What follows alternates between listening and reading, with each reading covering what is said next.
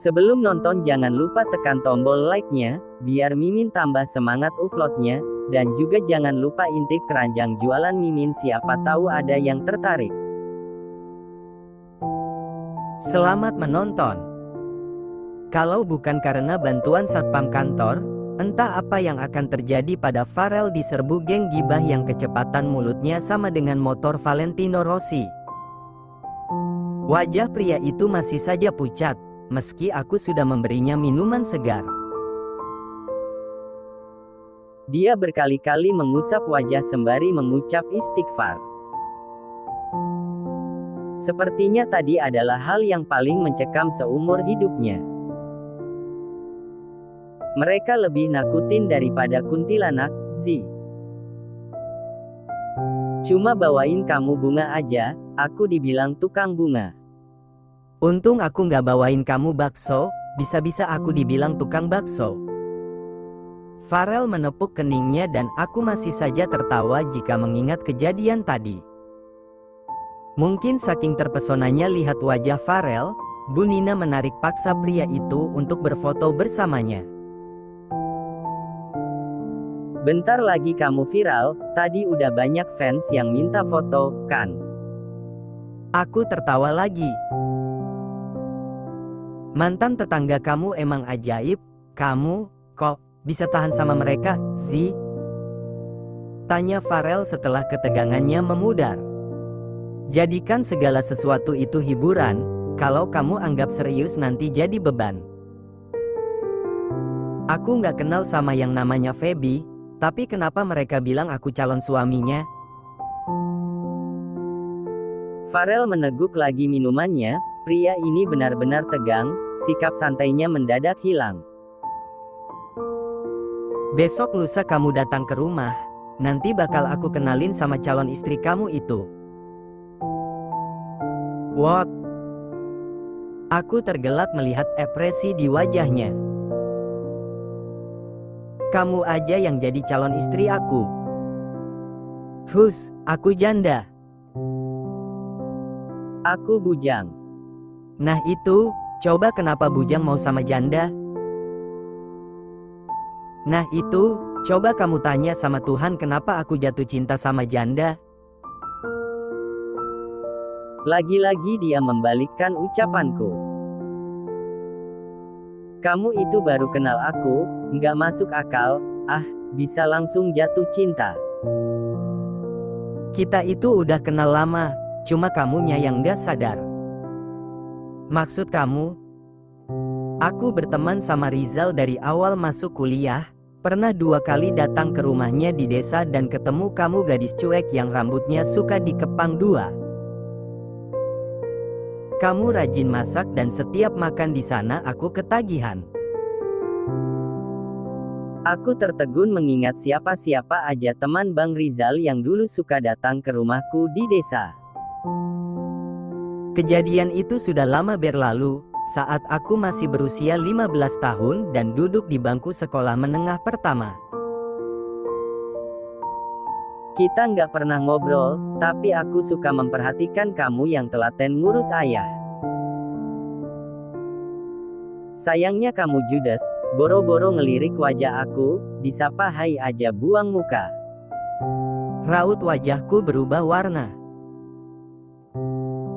Dia benar, aku memang dingin pada laki-laki, karena itulah saat dulu Mas Agam rajin mendekati, aku menolaknya dengan tegas, tapi otaknya terlalu licik dan berganti mendekati ayah. Rizal sering cerita tentang kamu, termasuk pernikahan kamu yang penuh sandiwara itu. Dia suka ngeluh kalau abis ketemu Agam, dan harus rela lihat kamu dihina-hina. Enggak tahu kenapa, rasa penasaran waktu pertama ketemu kamu di desa itu nggak bisa hilang, cuma nggak mungkinlah aku deketin istri orang. Jadi selama ini cuma bisa ngasih support aja ke Rizal setiap kali dia cerita tentang kamu. Bang Rizal tipe pria pendiam dan jarang bercerita, hanya kepada orang-orang yang dia anggap dekat sehingga mau berbagi. Jadi waktu kita ketemu di taman itu, kamu udah tahu aku adiknya Bang Rizal? Enggak. Aku lupa malah sama wajah kamu yang judes itu. Kita kan ketemu baru 2 kali itu juga udah lama banget. Pas waktu di taman, aku gemes lihat Neva yang lucu kayak boneka, makanya aku ajak main, sambil ngelirik kamu juga, sih, yang penampilannya beda dari yang lain. Nggak taunya, kamu ibu anak cantik itu, jadi anggap aja kita emang jodoh.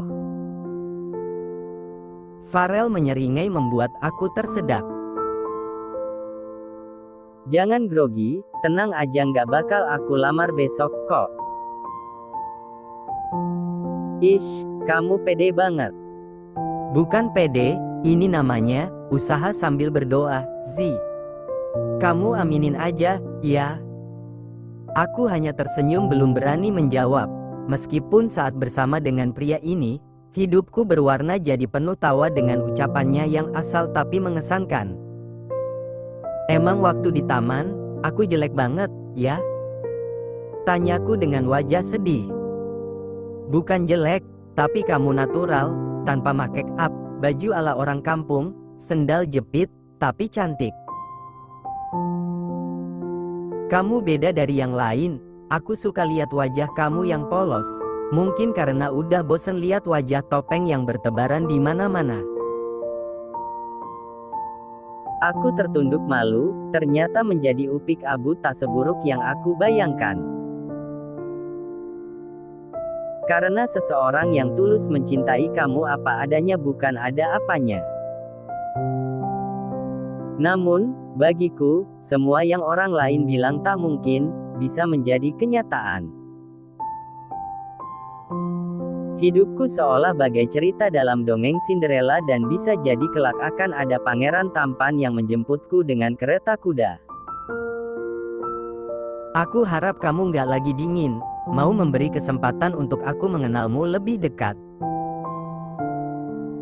Tenang aja, umurku nggak tua-tua banget, kok, kalaupun harus nunggu kamu sampai 2 tahun lagi. Farel menyeringai dan aku tergelak. Di antara teman kuliah Bang Rizal hanya mereka berdua yang masih setia main jomblo sampai sekarang dan dengan sabar menerima julukan, Buker, bujang-bujang keren. Yakin nggak mau sama Feby? Dia cantik, loh. Aku menggodanya lagi. Enggak lah, aku mau sama Bu Nina aja, kayaknya dia paling keren di antara geng tadi. Aku tak kuat menahan tawa mengingat bagaimana hebohnya Bu Nina yang berfoto bersama Farel dengan berbagai pose. Usai berembuk meminta persetujuan ayah dan Bang Rizal untuk mengundang trio cemara itu ke rumah ini, aku tinggal menyusun langkah-langkah apa saja yang harus aku persiapkan nanti. Tak lupa sebuah pesan penuh cinta aku tulis untuk Mas Agam. Kakanda, lusa datanglah ke rumahku, aku sudah tak sabar ingin bertemu. Pesan terbalas. Siap, bidadari. Besok lusa aku akan datang dengan segenap doa dari para warga untuk kebahagiaan kita nanti. Nanti malam aku akan mengadakan pesta syukuran yang sangat meriah, apakah kamu mau datang? Pesan Mas Agam lagi. Maafkan aku, Kakanda. Cukuplah aku menunggumu di rumah lusa nanti, karena aku baru saja pulang dari London dan tubuhku masih lelah sekali. Entah pesta macam apa yang akan Mas Agam lakukan, tapi aku sudah meminta Pak Dian memberiku kabar terbaru tentang acara itu. Malam harinya aku dikejutkan dengan pesan dari Pak Dian. Dia mengirimiku sebuah video berdurasi 10 menit pesta meriah yang Mas Agam sedang lakukan di rumahnya dan sebuah pesan bertuliskan. Katanya ini pesta 100 juta, Bu. 100 juta? Iya, dia bilang pada gengnya, ini pesta 100 juta. 50 juta untuk beli barang seserahan, 50 juta lagi untuk mengadakan pesta. Katanya nanti kalau sudah nikah sama Zelia uangnya bakal diganti 10 kali lipat. Sekian laporan dari saya, Bu. Selamat malam. Mas Agam hebat. Zelia jadi tersandung. Aku tak sanggup menahan tawa begitu melihat isi video yang Pak Dian rekam. Tak tanggung-tanggung, penduduk satu komplek dia undang menghadiri acara itu. Ada banyak makanan dan yang paling menggemparkan di depan rumah dipasang sebuah panggung cukup besar dan berhiaskan bagai singgasana raja.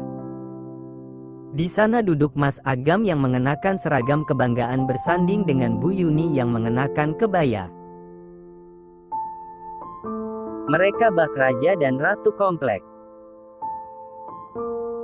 Di depan mereka seorang biduan tengah berjanji seraya melenggak-lenggokkan seluruh tubuh, membuat sorot mata Mas Agam menjadi berbinar terang. Aku tahu dia sedang menjaga image-nya dengan tidak ikut bergoyang. Spanduk besar yang terpasang di atas panggung lebih membuatku tercengang. Melepas masa duda bersama janda kaya raya. Astaga! Betapa noraknya kamu, Mas. Pagi-pagi sekali seluruh pelayan di rumah ini bersiap menyambut tamu agung yang kunanti kedatangannya. Bang Rizal, aku minta diam di rumah membantu untuk menyambut mereka. Ayah meski malas, tapi akhirnya terpaksa demi menuruti keinginan putrinya yang sedikit sableng. Yang terakhir, Zia. Ayah udah males sandiwara lagi, kata ayah dengan nada memaksa. Iya, ayah. Aku janji nggak akan ada sandiwara lagi, dia bisa tambah bangkrut kalau lebih lama berhalu tentang Zelia. Ayah menggetok kepalaku pelan. Menjelang siang, mobil Mas Agam memasuki garasi, diikuti dua mobil lain yang ada di belakangnya. Dia benar-benar membawa pasukan komplek beserta keluarganya masing-masing. Anak-anak tetangga sudah berhamburan turun lebih dulu, mereka menyerbu halaman depan yang rimbun dan dipenuhi tanaman hijau. Belum apa-apa, kepalaku sudah pusing melihat kedatangan mereka yang mendadak memenuhi rumahku. Feby berteriak memanggil Pak Satpam yang baru saja selesai menutup gerbang. Satpam, bukain pintu mobilnya, dong. Masa tuan besar mau turun kamu biarin aja. Pak Satpam terpaksa menuruti perintah yang memekakan telinga. Mas Agam tampan dengan jas yang berwarna hitam. Dia memakai dasi yang aku pernah lihat dia gunakan saat akan menghadiri acara penting. Penampilannya gagah, persis calon pengantin baru. Mataku lebih tertuju pada bingkisan yang dibawa oleh geng gibah Bu Yuni. Aku yakin bingkisan itu berupa barang seserahan yang Mas Agam janjikan dan seperti yang Pak Dian katakan semalam. Aku meminta para pelayan untuk segera mengambil semua barang-barang itu sebelum Mas Agam menariknya kembali. Anggap saja kamu membayar utangmu dulu, Mas. Karena waktu menikahi aku, kamu hanya memberi mas kawin sebuah mukena tanpa barang seserahan yang lain. Sekarang utangmu kuanggap lunas. Dengan sukacita, aku menyambut kedatangan mereka di istanaku. Kalian jangan pada norak di rumah mantu saya, ya? Perintah Bu Yuni pada geng gibahnya. Semuanya mengangguk, kecuali Bu Lastri yang tampak lebih pendiam dari yang lainnya. Aku sengaja masih mengenakan setelan upik abu bersama Bang Rizal berdiri di depan pintu masuk. Mata Bu Yuni mendelik tak suka, ocehan pedasnya menjadi kata pembuka acara hari ini. Ya ampun, ini adik sama kakak pada kerja di sini. Kalian gak tahu malu, ya? Numpang hidup sama menantu saya. Pantas aja gaya kalian pada sok kaya, taunya meres uang menantu saya. Bang Rizal mulai geram, tapi aku menahannya dengan tangan. Zia, baju kamu, kok beda sama yang kemarin? Sekarang balik lagi ke penampilan kampung, padahal kemarin saya sempat mikir kamu orang kaya, seru Bu Nina yang berdiri di samping Bu Yuni.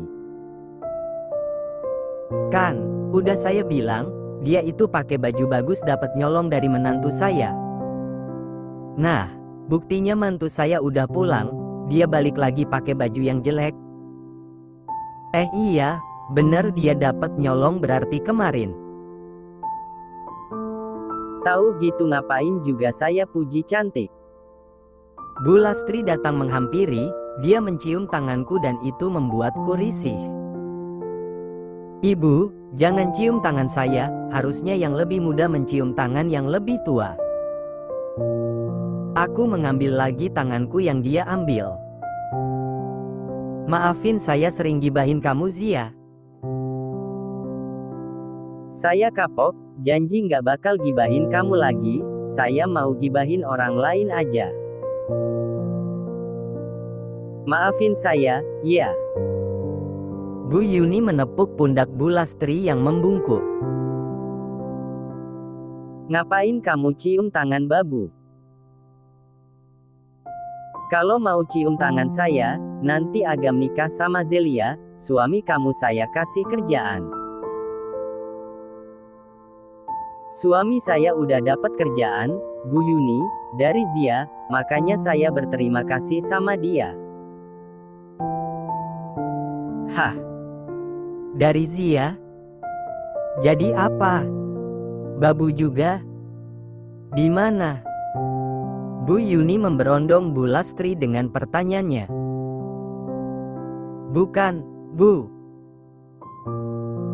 Di kantoran, suami saya jadi bagian staf, gajinya lebih gede dari tempat kerjanya dulu, itu semua berkat Zia.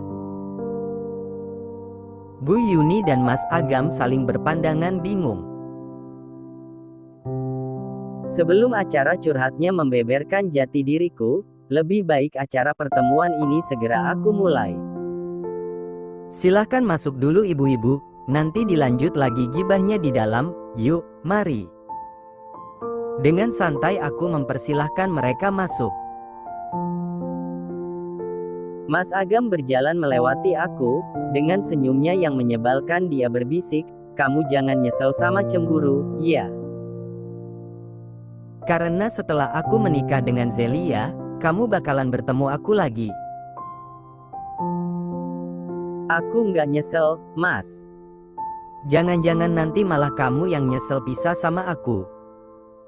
Mas Agam tertawa mengejek, dia lalu menatapku dari ujung rambut sampai ujung kaki. Kamu sama Zelia itu jauh.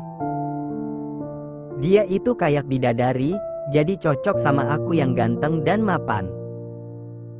Kalau kamu pantesnya, sih, sama sopir, satpam bukan sama PNS. Tapi, coba kalau kamu bisa sekaya dia, aku bakalan mau bertekuk lutut di kaki kamu. Hahaha. Bola mataku melebar mendengar ucapannya yang terakhir. Wah, aku jadi gak sabar lihat kamu bertekuk lutut. Ngarep, keliling dulu sana tiap malam Jumat, biar cepet kaya. Selamat menikmati jadi janda nggak laku, Azila. Hahaha. Ejeknya lagi. Aku balas dengan menepuk bahunya pelan. Emang kamu laku, Mas? Aku menutup mulut dengan satu tangan, wajah Mas Agam terlihat geram, tapi tarikan tangan Bu Yuni menghentikan makiannya lagi. Semua yang datang tertegun melihat ruang tamuku yang luas dan dipenuhi dengan barang-barang mahal. Sofa besar berharga puluhan juta dan juga guci-guci antik yang Bang Rizal bawa dari perjalanannya ke luar negeri. Geng gibah itu menatap satu demi satu barang dengan takjub. Tak ada dari mereka yang duduk, kecuali Mas Agam yang langsung duduk sembari mengangkat satu kakinya. Bu Yuni, nanti saya minta gucinya satu, ya. Aku yang vas kristal itu aja. Aku mau sofanya, deh. Nanti kamu suruh menantu buat beli aja yang baru. Iya gampang. Nanti saya sedekahin sama kalian teman-teman sejati. Zia, kamu bawain minum, masa tamu kehormatan datang enggak ada minum? Teriak Bu Yuni lagi. Aku memanggil seorang pelayan untuk membawakan minum.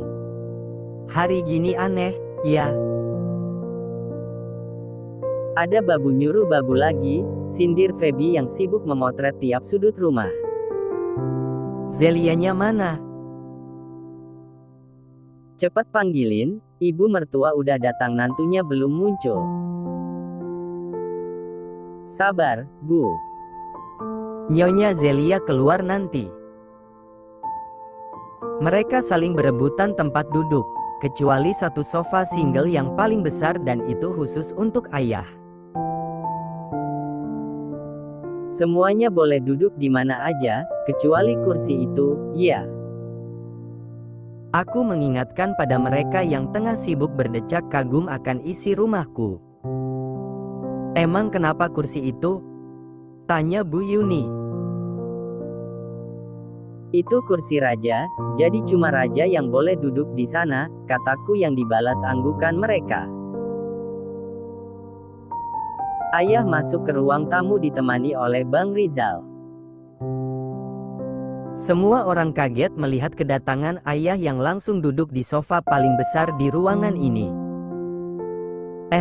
Itu, kenapa ayah Babu juga ada di sini, duduk di tempat itu lagi? Pergi, pergi. Bu Yuni mengibaskan tangannya berusaha mengusir ayah. Perlakuannya yang kasar terhadap ayah membuat kesabaranku mulai menipis. Kalian beneran keluarga Benalu, ya? Semuanya kamu bawa ke sini. Zia, bawa keluarga kamu pergi sekarang juga dari rumah menantu saya. Maaf, Bu. Tapi saya bukan menantu ibu lagi. Ya emang bukan, siapa juga yang mau kamu jadi menantu saya lagi? Nggak sudi, cuy. Tahu orang kampung aja pengen ikut duduk di sofa mahal, duduk di lantai aja kenapa, sih? Feby menimpali. Salah seorang dari tim gibah melirik ke atas tembok yang sengaja kupasang foto besar keluarga kami. Dia melirik foto itu, lalu beralih pada ayah, Bang Rizal juga aku. Ini, kan, foto keluarga kamu Zi, kenapa dipajang di sini? Tanya ibu itu. Masa saya pajang di rumah orang, nggak lucu, kan, Bu? Maksudnya? Mereka serempak diam dan saling menerka tentang foto itu dan keberadaannya di ruang tamu ini. Tunggu sebentar, saya mau panggil Nyonya Zelia dulu. Aku pamit meninggalkan mereka dan gegas menuju kamar. Berganti pakaian dengan gaun mahal yang aku beli kemarin, sedikit merias diri sekedar membuktikan aku cantik. Kata-kata Farel terngiang lagi. Aku suka wajah kamu yang polos tanpa make up. Aku berjalan melenggang sempurna menuju ruang tamu, tempat banyak orang berkumpul. Semua yang ada di sana berdiri menatapku termasuk Mas Agam yang bangkit dari duduknya untuk menyambut kedatanganku. Itu Zia apa Zelia? Tanya Bu Nina yang tertegun bingung menatapku. Zia. Kamu mau main-main, ya? Cepat panggilkan Zelia, atau kamu nanti saya pecat. Teriak Mas Agam yang rupanya mengenaliku dengan riasan sederhana. Ini. Kamu itu kalau mimpi jangan ketinggian, mau dandan kayak gimana, tetap aja kamu babu. Mau ngaku-ngaku jadi Zelia? Iya. Hardik Bu Yuni juga.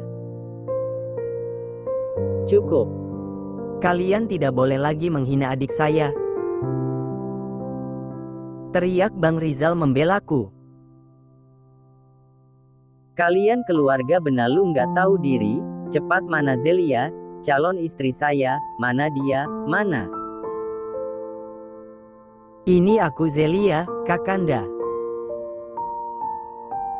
Panggilanku membuat semua orang yang hadir terhenyak, wajah Mas Agam tampak shock, dia menatapku berkali-kali. Lalu demi meyakinkan kebenaran perkataanku, Mas Agam mengambil ponsel dalam saku celananya. Aku tebak, dia pasti sedang membuka aplikasi biru. Tring. Tebakanku benar, dia mengirimiku pesan di Messenger. Kamu di mana, sayang? Mas Agam membeliak begitu ponsel yang tengah aku genggam berbunyi usai dia mengirim pesan. Dengan cepat jemari ini membalas. Aku di depanmu, Kakanda. Masa kamu tidak mengenaliku? Raut wajahnya berubah pucat, tangannya bergetar dan tidak membalas pesanku.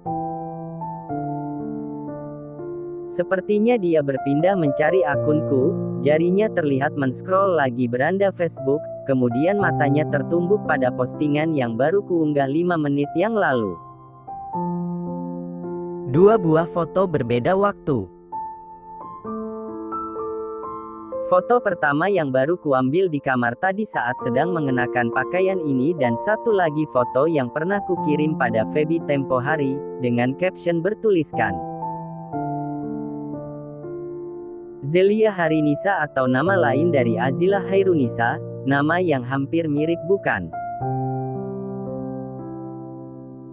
Mas Agam memegang tubuh Bu Yuni erat, dia hampir meluruh ke bawah lantai, teriakan Bu Yuni yang bertanya tak dia hiraukan, bibirnya bergumam lirih, membuatku merasa prihatin saat mendengarnya.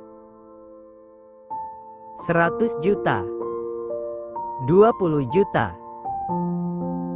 Uang aku. Kamu ngomong apaan, Gam? Emangnya ada apa? Mana menantu mama? Pekik mama bingung yang masih belum paham dengan apa yang terjadi. Mas Agam menangis, memegang dadanya yang mungkin terasa sakit, membuat semua yang hadir menjadi iba. Neva datang dari rumah-rumahannya, dia menghampiri Mas Agam yang tengah bersimpuh di lantai, lalu memberikan sebutir permen, bertuliskan, "Jangan cengeng." Membaca itu tangis Mas Agam pun semakin kencang.